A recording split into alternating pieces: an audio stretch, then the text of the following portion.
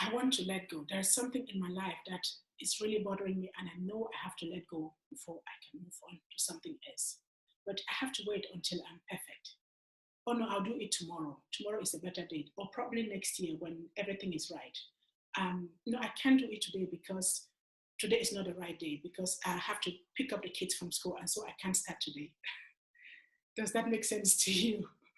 Hello and welcome. My name is Beatrice Achaleke. I am the founder of the Globuntu Mindset System and the author of Shit Happens.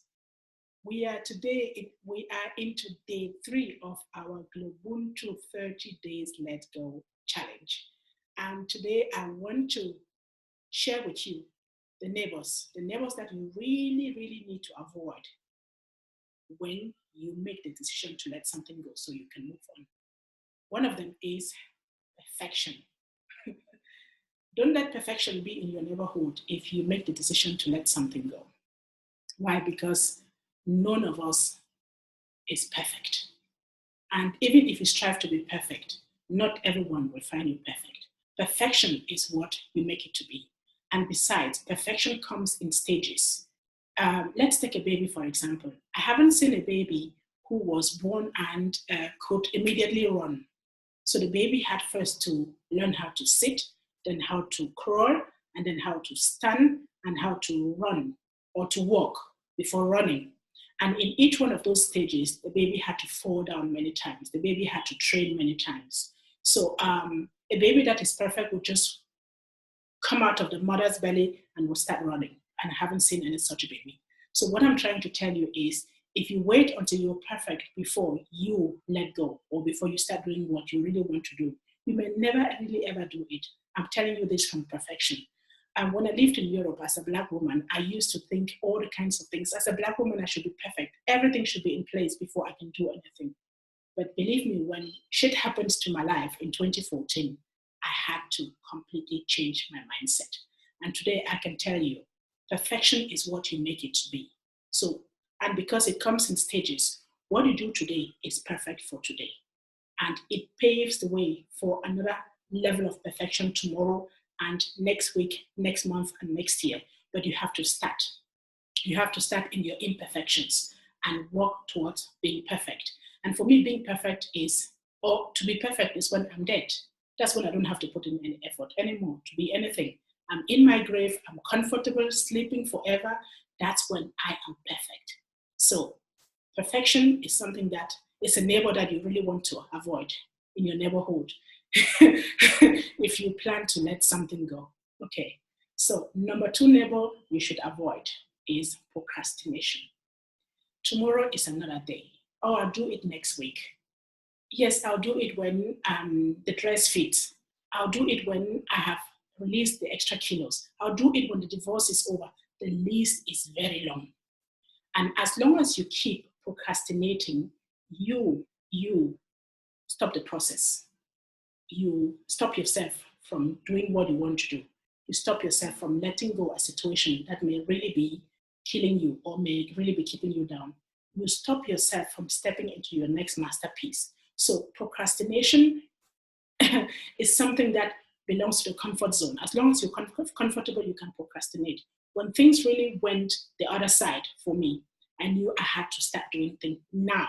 And the things that I started doing now, they eventually moved me forward. So please, if you want to let something go, start it now. Now is the right moment. There is nothing like the right moment. The right moment is the moment that you make right, and it can be now. So make sure you start doing it immediately. Start with baby steps. Baby steps is like I say, learn how to take the first small step. What is the thing that I need to do now? What is the habit that I need to let go so I can start doing the things that I want to do? What is the first thing that I can do? What is the thought that I need to implant in my head so I can get going? So don't procrastinate, start it and start it today. Excuses. Excuses is the twin sister or the twin brother of procrastination. When you don't do things and because you find excuses, oh no, I'm tired today. No, it is raining outside. No, it is snowing. Oh no, today just doesn't feel like a good day. you find excuses, and they are out there in abundance. They will come your way if you attract them.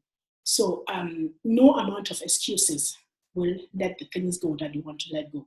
And no amount of excuses will take you into the space that you really want to be. Excuses is a neighbor that you should not come close to if you really want to get things done or you want to let something go so you can move into something bigger. Okay, number 4 neighbor you should keep far away from you come in double pack: blame and victimization. When you lay blame on someone because you couldn't do it, oh no, it's because of my boyfriend, it's because of my husband, it's because of my mother, because of the children, I couldn't do it. No, don't level blame on them. If you level blame on your children, for example, or your friends, how can they learn from you? You give them, you make yourself a victim of them. And when you make yourself a victim of someone else, you give that person so much power over you.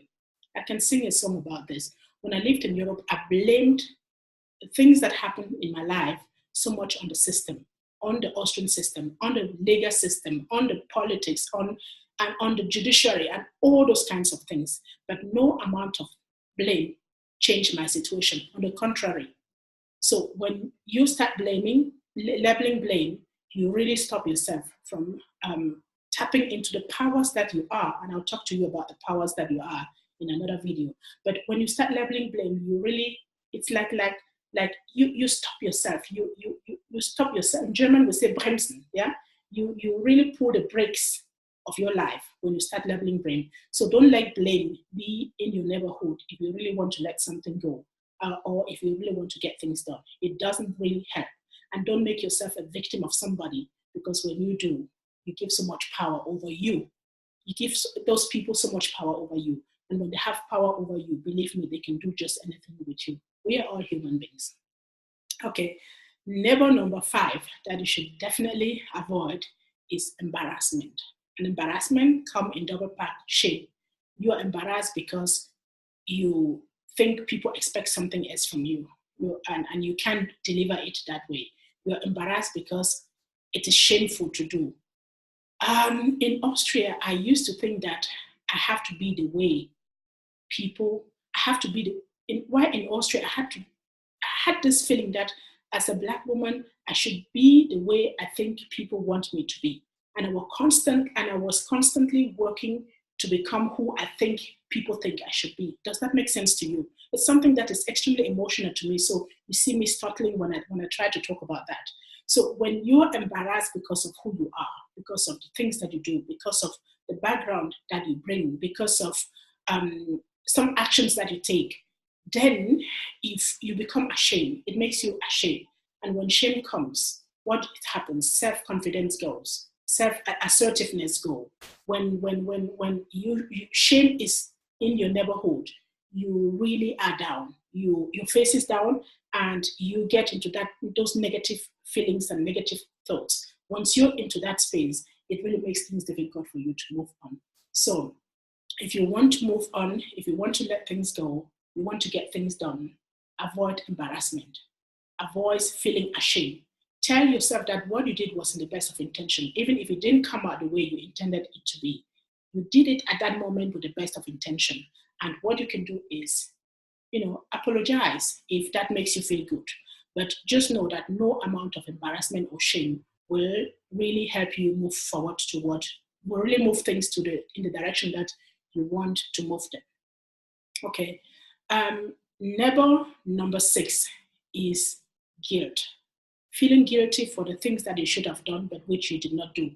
Feeling guilty because people will think that you're a bad mom if you don't cook in the evening. Feeling guilty because you haven't sent money home to your parents and you feel really very bad about that. Feeling guilty because you can't deliver in the office when you are expected to deliver.